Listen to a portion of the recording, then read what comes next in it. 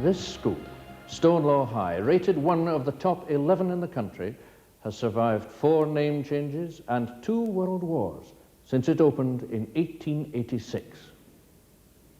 However, the region is now planning to do what Hitler's bombers failed to do: close the school down forever. Why? The school has had a checkered past since that day in the 19th century when part of the Gallowflat estate was donated in order that a school could be built to house the increasing number of children of educational age. Although it was used at first for infants of elementary standard, its excellent academic record was soon recognised, resulting in the full status of Toryglen Academy being bestowed in 1925. And, except for a brief period in the 70s, Stonelaw High, as it has become known, has always provided full higher education for people from all walks of life. This academic excellence is clearly visible in the statistics of exam passes, but Stonelaw does not rest its reputation merely on text-based learning. For example, the geography department is one of the few to have its own fully working weather station, which was donated by the PTA in the centenary year. Sits over the equator, and the photographs that we're going to look at today are the photographs of this hemisphere. Watch out for Africa. A wide range of extracurricular activities provided, from the award-winning netball teams to chess and computer clubs. The school has also been chosen as a pilot for a new subject: technological studies. Clearly, this moves the school into the forefront of career-orientated education. So, why is the school apparently doomed? Unlike other schools, Stonelaw has no problems filling its role. Indeed, from the initial building, the school has needed to expand throughout the years until today it encompasses the former Gallowflat Secondary. Furthermore, in September 1981, the full row created problems, as parents continued to insist that their children went to Stonelaw rather than Grange or Cathkin schools. By now, all available rooms have been turned into classrooms. This classroom used to be a cloakroom and a boys' lavatory. And with the advent of government policy which allows parental choice in education, Stonelaw's past and present reputation is attracting more pupils than ever. So, why Stonelaw? The pupils who leave Stonelaw have a sound, broad-based education which has enabled many to achieve career success, fortune, and even fame. Amongst their number are Andy Cameron, Gordon Jackson, Russell Hunter, Scottish airline pioneer and founder of British Caledonian Sir Adam Thompson, journalist Mamie Magnuson, one-time programme controller of Radio Clyde and now television and film producer Andy Park, and internationally known singer and songwriter Midge Ure. Many of these former pupils are the first to acknowledge the importance of retaining the school in the community. Hello, I'm Dave Anderson, and I went to Stonelaw when it was Toryglen Academy, so that should be reason enough to keep the school open. It seems to me that children ought to go to school in their own community. Consider the social problems, if that is not the case. Well, of course, Dave Anderson, whom you've been listening to, was one of the many singers who came out of that school in the old days. It was a great centre of singing, almost a kind of song school in a way. And indeed, the folk song revival almost started in room 16 in what we then called Toryglen Academy. And it was always there for part of the life of young people in Toryglen, and indeed almost a centre of the community, and it still is, very closely related to the community. I think this is one reason why the high standard of excellence that comes out along a wide range, both academically and in sports, is because of this community sense that school has had. A great tragedy if that school were to close.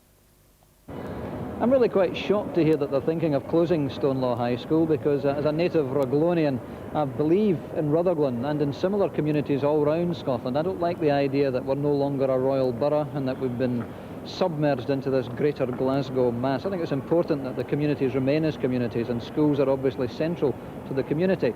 In a way, it's a bit of a con, because I wasn't actually at the school, if truth be told, but my brother was, and an awful lot of my friends were. And when I was growing up just round behind the school, in fact on Limeside Avenue, I remember that we used to play a lot of football there. It was always a good school, and I regret the news that it may be about to close. And of course, more recently, they've been a very go-ahead school as Stonelaw High School, because I remember they were one of the first schools to have their own radio station, and they invited me along as a guest in the radio station a few years ago. So yeah, I'm very sorry to hear that it's under threat. I think it's important that communities retain the schools with those identities. I don't think it's just misplaced nostalgia or whatever. I'd love to see the school staying open. So, what is being proposed? The Area Review Group on Friday, 17th March 1989 decided by a vote of 10 to 7 that 1. Toryglen Primary be rezoned to Stonelaw High. 2. Blackfriars Primary and Abbotsford Primary be rezoned to Queen's Park Secondary. 3.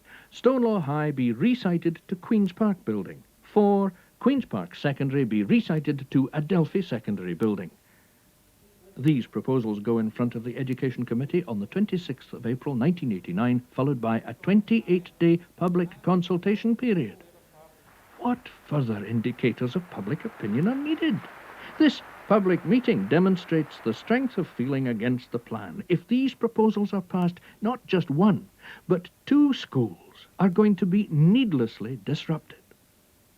Furthermore, the problems of reopening Adelphi Secondary must still be examined, for the building is not totally empty, as has been implied by some. At present, it houses part of the Nautical College, which has its own computer network wired into the structure, and many classrooms are used as workshops for community and adult education. The Area Review Group did not even have the chance to visit the site, for the proposed reopening of the building was suggested at the very end of their 4.5 months discussion period. Surely the same mistake will not be made as when Queen's Park was moved away from its feeder primaries to an area with no direct bus route. But what are the alternative proposals? 1. To close Queen's Park Secondary. 2. To relocate its feeder primaries. 3. To rebuild Stonelaw High on the Calderwood Road site by borrowing money. 4. To sell the prime sites of Melrose Avenue and Hamilton Road. The plans for the new school have already been drawn up, and these suggestions will also be put to the committee on the 26th of April. This map shows that the feeder primaries are located around Stonelaw and that the proposed site for the new building is close by. However, the present Queen's Park building is not even on the map, indicating how far children would have to travel if Stonelaw was resited there.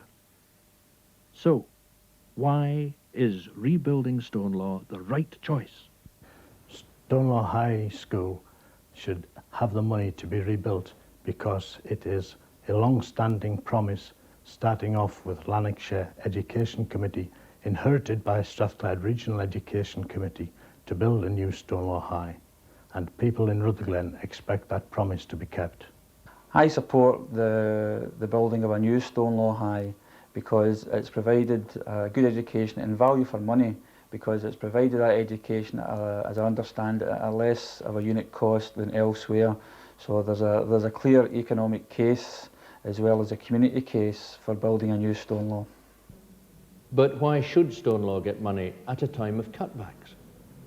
There's always excuses about cutbacks. That's been with me, certainly ever since I've been on a local authority or involved in politics.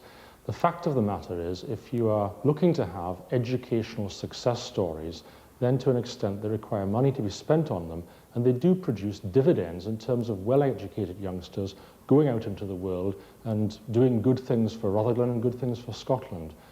If you're prepared to sacrifice that, then of course you close Stonelaw. If you're interested in a successful community comprehensive school, then to my mind it's absolutely vital that Stonelaw should be retained.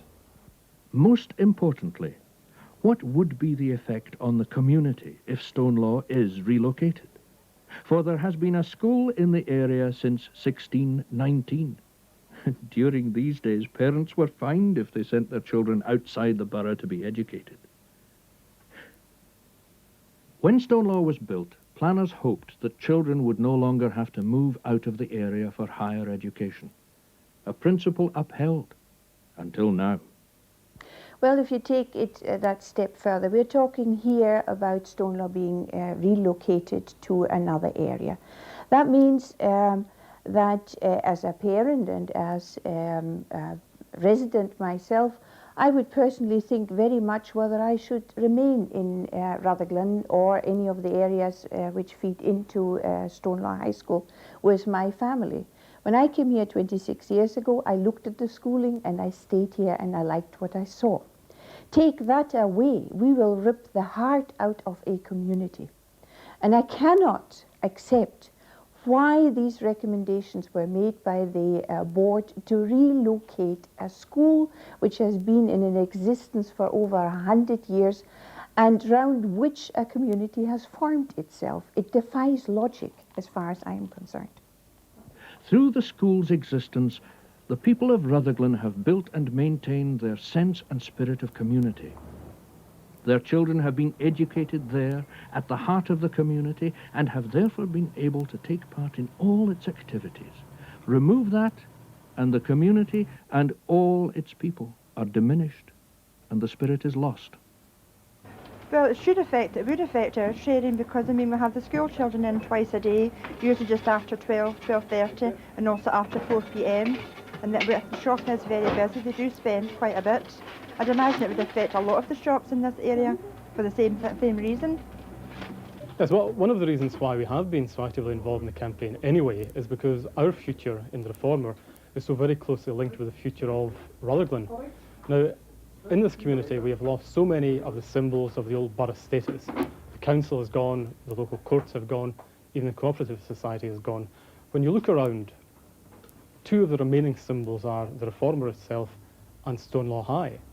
That's one reason why we really have to fight so very, very hard to retain a secondary school within Rutherglen area. So why relocate the school? The PTA is fighting the decision all the way, realizing that the school as a whole and its academic record, spirit and identity cannot remain unchanged by so profound an upheaval. Not only are the parents and the entire community shocked and angered by the review group report, but a situation where the former Royal Borough of Rutherglen would be left without a secondary school is unthinkable. So, what do the people of Rutherglen think? It's a disgrace. I haven't lived in this area very long, but we moved here knowing that the schools around here were pretty good. And now we'll be left with just a whole lot of feeder primaries and no secondary. I think it's going to stop. I think people will move out of the area. I mean, people come to the area because of the schools. And to send them to Queen's Park, I think it's ridiculous. You know, distance-wise, it's, you know, they're not able to get there. I'm not happy with it at all. I think it's ridiculous. I don't see why children should have to travel as far as they would. I don't want Stonelaw to close. That's a bit far for them to travel, isn't it? I wouldn't like to travel 2 miles to get to school. That would maybe be a better idea if it was in Rutherglen, if it was a new building. Well, I don't think it would be, because we live quite near Queen's Park, and it'd be quite a disadvantage going to the Gorbals. There's not even a direct bus service between here and there. So the parents aren't going to be very happy, about it either, I suppose. To shift the school several miles down the road and pretend we've suffered nothing other than a change of address is absolute nonsense. So, why Stonelaw? And will the people who matter most, the children, at last be considered before financial criteria?